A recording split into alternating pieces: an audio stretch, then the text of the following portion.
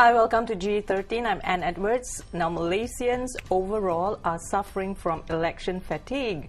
We're all tired, from politicians to the media to the business people. We are all waiting anxiously as to when the elections will be called. Now, why is the Prime Minister keeping all of us waiting? Right next to me, Datuk Seri Wong Chun, who is Group Chief Editor of The Star. You predicted on 25th, it's past 25th. Why is the Prime Minister waiting? Before that, I must tell you that it has become terribly embarrassing for those of us in the media because we have got all the dates wrong. The Prime Minister has never gave any indication. So what the press did was to give speculations of what they thought would have been possible dates. The most popular date, recent date, of course, was March 25th. Yeah, March 25th. Simply because it was very near the expiry date of the Negeri Sembilan State Assembly. That was the reason. But to be fair to the Prime Minister, he has never given any indication or any clue that this could be a possible date. So it was purely the media playing the guessing game. But I agree with you, Anne, that we're all very tired. We're all suffering for what you call elections fatigue.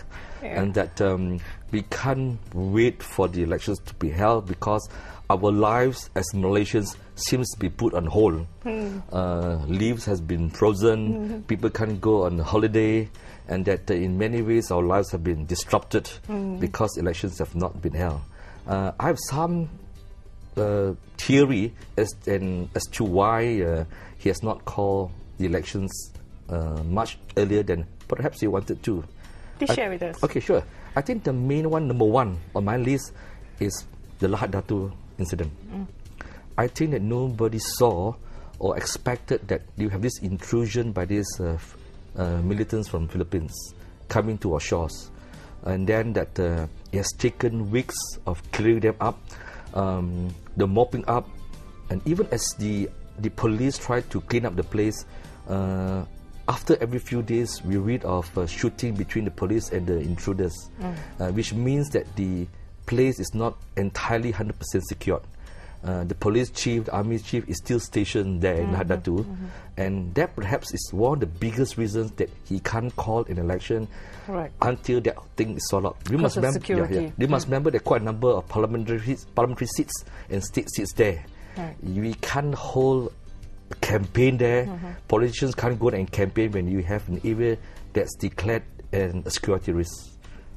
That's one thing high on the list that I don't think the Prime Minister expected, and that has disrupted his plan.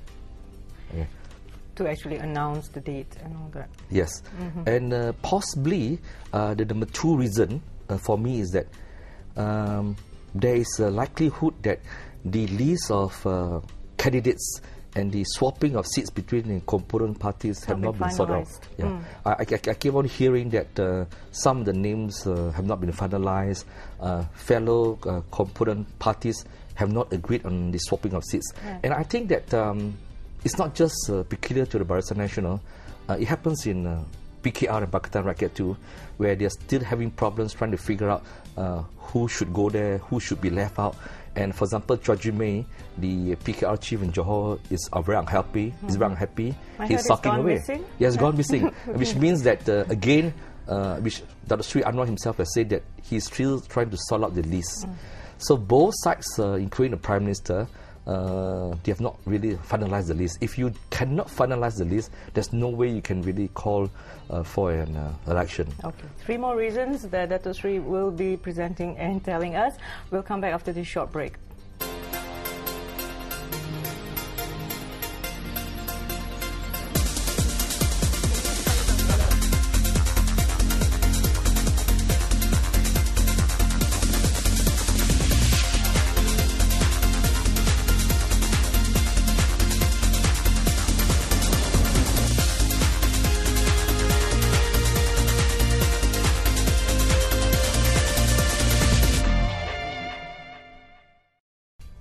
Hi and welcome back. We've been talking to Datuk Seri Wong Chun, who is Group Chief Editor of The Star. He has given mainly two reasons why Prime Minister has not announced the date of elections and, of course, to dissolve Parliament. Two reasons, Lahad Datuk, and also the list, which has not been finalised on both sides. Yeah, Datuk Seri. Yeah. Okay, what are the reasons? Can you share with us? I can have the third reason. It's obviously the defence show called Lima in Langkawi now. Yep. If you're a caretaker government, if you have dissolved the parliament by now, and you have the Lima show, where the defence industry is a multi-billion-dollar industry, there are a lot of negotiations and deals are concluded. It's been done now. If you're a caretaker government, if you're a caretaker prime minister, or a caretaker defence minister, obviously that under the rules as a caretaker government, you cannot enter into an agreement with any party. So you have to be a full-fledged prime minister or full-fledged defence minister before you could actually conclude any deal, or whether you're buying military hardware or you're selling a military hardware. You have to be a full-fledged minister. So obviously that you can't do it in a caretaker capacity. The show ends, I think, the end of the week, I think. Yes. So again, probably 30th. Probably we'll look at the week after that. Now as we enter again. Okay. Let's start guessing again. But the Lima factor is obviously very, very crucial. There's another factor, I think, that if you look at the Prime Minister's personality, the way he has handled things, I believe that April the 3rd, he would have completed his 4th year. I believe that he became Prime Minister on April the 3rd, 2009. He's a very cautious person, a very methodical. He follows certain ways. Those of us who know him, he's terribly punctual. With his dates and his time. Okay, now. Very meticulous. Yes, he has said that he wants to complete a lot of things before he calls for election. Quite possibly that there are still some things that he wants to settle, possibly some of his favourite programs, to be on time with his 4th year as Prime Minister. This is a possibility I'm just taking, I guess. But obviously, April, the day they assume as Prime Minister, is obviously very important to him. And there are, I suppose, few more programs that he wants to announce to show that, look, this is my report card, I've done this in my 4 years, this is what I've done, please remember those things that I've done. That could be a reason. There's another date, I think, that the press may have missed out a bit, but over the last few days, because we have got our dates all wrong, okay, we begin to re-look at what are the things that we have missed out. Maybe give a few dates. Yes. There's this ASEAN Summit on April 28th. Okay, now, April 28th. April 28th. ASEAN Summit in Brunei. Now, most Prime Minister will want to go there in their capacity as a full-fledged leader. This is a summit, okay? This is where the heads of government is attending. And being given the mandate of the obviously, people, that's obviously he cannot go there as a caretaker Prime Minister, right? Your peers will look at you differently. You need to earn that mandate to go there. Or you don't go at all. It happened 2 years ago in Jakarta at the ASEAN Summit. Lee Hsien Loong did not go because he ran smack into the general election in Singapore. He sent an official, a representative. Now, assuming that, not assuming, the date is April 28th, he'll probably won the election. I believe that he won't be able to go there because if you look at the dates, okay, it's too tight. There's no way that he could have the election, win a mandate, and then go to Brunei for the ASEAN Summit. The dates are just too packed, and that I believe it could be called before that. Okay. So again, we are looking at another date. Okay. Okay. What are the dates? Can you share with us? Yeah. I think things could be clearer by the coming week. Okay. Now today the cabinet is meeting. Okay. I really do not think there's going to be a dissolution. Not today. Not today. Not Wednesday, the 26th. We have not got any signals from Putrajaya. Usually in previous elections, if there's a dissolution, by now as we are sitting here doing this interview, we will have got indication, and by noon, before lunch, our lunch will be disrupted because a press conference will be called by the Prime Minister to announce dissolution. We are doing this interview and we have no indications. Are you disappointed, Datuk Seri? I'm terribly disappointed because I've waited for an election for a long, long time, and that we have got the date strong. It's not It's not very good for credibility, and that. But the biggest disappointment is that this long wait is taking a toll on most of us.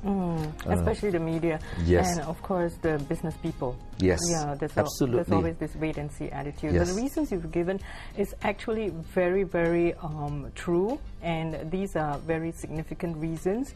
But my one question is, why was all this like sort of overlooked when I interviewed you the first time? You didn't mention about Lima, and there was nothing much said about Lahad Datuk. Yeah, Datuk Seri? Yeah. I think Lahad Datuk was off everybody's radar. As I said, that I don't think the Prime Minister expected it. It threw the spanner on the whole plan. Okay. And Lima? We left out Lima because we were so sure that he would have called the election by then, got over it, and then attend the show as a full minister. But obviously that we have read him wrongly, and that we got the dates wrong. He has not given any indication, but I'm quite sure that the list of candidates have not been settled, and that is one of the big reasons that's holding him calling for election. And Lahad Datuk has not fully be completely cleaned up.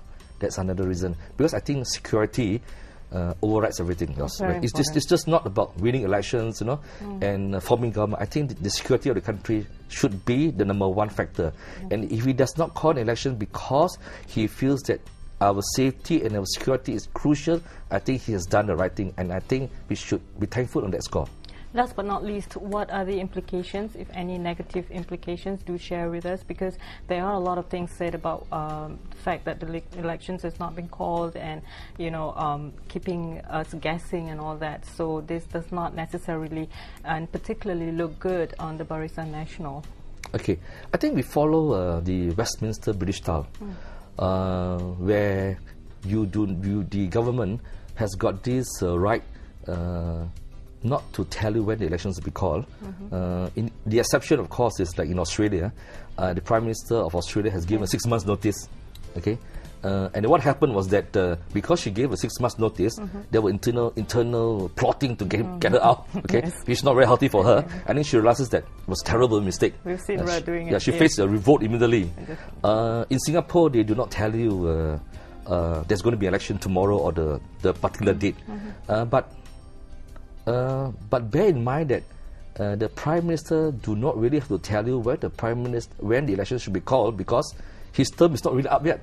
Okay, no. That's fair. His term is not up yet, so he can actually choose to serve the full term. But because in Malaysia we are so used to having election 4 years or even 3 years before the full term, so we expect, and I think we have lost some patience, because in the past it was pretty clear that it would be held by particular time, particular date. But I think that in many ways the political landscape in Malaysia and in the world has changed. People talk about two-thirds majority. There are no more two-thirds majority in let's say in Australia. There are none. In UK there are none. So we cannot use that same formula or the same conventional thinking as to how things should be treated. The world has changed.